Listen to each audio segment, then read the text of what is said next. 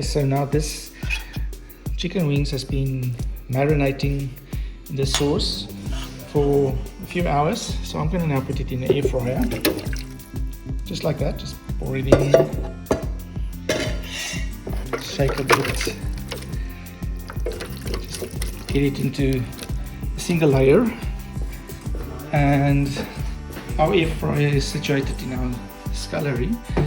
So let's put it in, air fry, set a timer. I'm going to set it for about 15 minutes and start.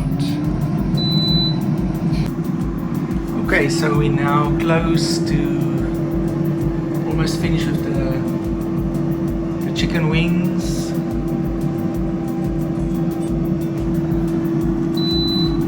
And let's see how this looks like. That looks delicious.